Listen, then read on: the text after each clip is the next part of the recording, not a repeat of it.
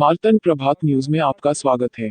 सोमवार को कप्तानगंज से पूर्व विधायक कांग्रेस के वरिष्ठ नेता अंबिका सिंह ने कप्तानगंज सीट के लिए नामांकन दाखिल किया। नामांकन दाखिल करने के बाद वरिष्ठ कांग्रेस नेता ने गैर कांग्रेसी सरकारों को जमकर कोसा और प्रदेश को लूटने का आरोप लगाया। उन्होंने कहा कि कप्तानगंज में 1989 के बाद से कोई विकास कार्य नहीं हुआ, सड़कें टूट गई है, स्वास्थ्य सुविधाएं नदारद है।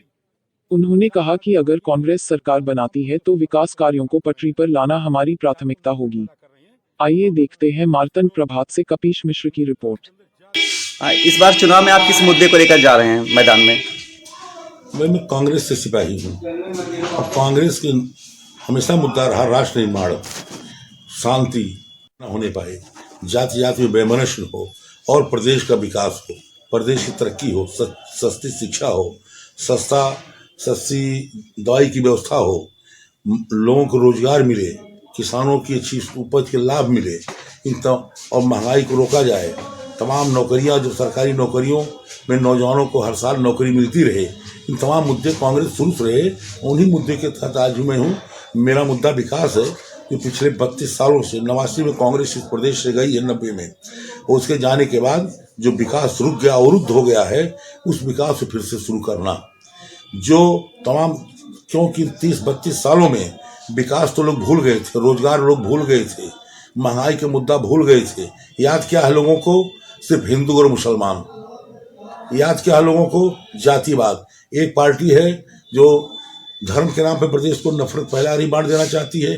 दूसरी दो पार्टियां जो हैं जाति के आधार पर बेमनस पैदा कर रही, जाति के आधार पर जीतने के प्रयास करती हैं। तो ये प्रदेश जाति धर्म के आधार पर न चल सकता है, न चला रहा है, और इसकी तरक्की हो सकती है। इसीलिए पिछले, आज हालत क्या है, सब कुछ सारी बातें भारतीय जनता पार्टी कर रही है, लेकिन भुखमरी में इतने देशों में एक से एक स्थान में भारत है। वोट भी उन्होंने इसलिए अपने नाम पे नहीं मांगा था, वो मंगाए थे, मोदी के नाम पे चुनाव जीत गए थे, और जनता ठगी गई। जब दूसरे के नाम पे वोट दोगे, जब प्रतिनिधियों पे ध्यान नहीं दोगे, किसको चुन रहे हो, जिस पे आप विश्वास व्यक्त करने जा रहे हो, अगर उस पर आप नहीं देख रहे हो तो यही असर होगा। और तो उनको माफी गांव-गांव मांग के उन्होंने कुछ किया नहीं। 5 साल तक घूमते रहे, कुछ किया नहीं, तो क्या हो, माफी मांगनी पड़ेगा। वही 5 साल नहीं, उसके पहले का कार्यकाल ले लो, 2007, 12, 15, जितनी सरकारें नहीं है, हुआ क्या है? आज मैं बता रहा हूँ कि दोला पछुड़ा मार्ग गए, वहाँ संतोष नगर से बहुत बड़ा गांव, उस इलाके का मुसलमानों का, मुस्लिम पेकुलिया है, पेड़ार है, मझौआ है, इन गाँव की सड़कों का निर्माण हमने अपने जमाने में कराया था।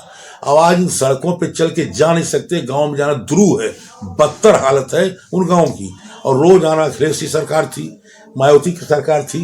ये लोग अल्पसंख्यकों की बातें बहुत करते हैं कि हम बड़े हितैषी हैं, उन गाँव में चल सकते। जितने कुर्दा है, कुर्दा गांव में तो लगता है जैसे कि नाला बह रहा है, इतना बड़ा 5,000 आबादी का गांव है। ये सारे गांव की हालत बदतर है। जो मुस्लिम गांव है, जिनके मसीहा बना करते थे लोग, और तो आज जातिगत आधार पर करने वालों ने इस कप्तानगंज को बर्बाद करके रख दिया है। आप जीतते हैं तो जनता के लिए क्या करेंगे, कप्तानगंज वासियों के लिए? हमने काम किया, लोगों ने देखा है कि हमने हरिया को बाढ़ मुक्त किया है। आज जो बंधे बने थे, उन बंधों पे 30 साल में ये लोग कुछ नहीं कर सके। अगर मेरा बना तो उन बंधों पे सड़कें बन जाएंगी और पत्थर से पैचिंग हो जाएगी, जिससे कि बाढ़ की समस्या ही हमेशा के लिए वहाँ बंधा कटान की स्थिति न आए। आज हम लोग जमाने में हमने जो अस्पताल PHC दिया था, उन PHC में एक्सरे मशीन नहीं है, उसमें अल्ट्रासाउंड नहीं हो सकता, कोई दवा, डॉक्टरों की व्यवस्था नहीं है, और इनकी व्यवस्था करेंगे।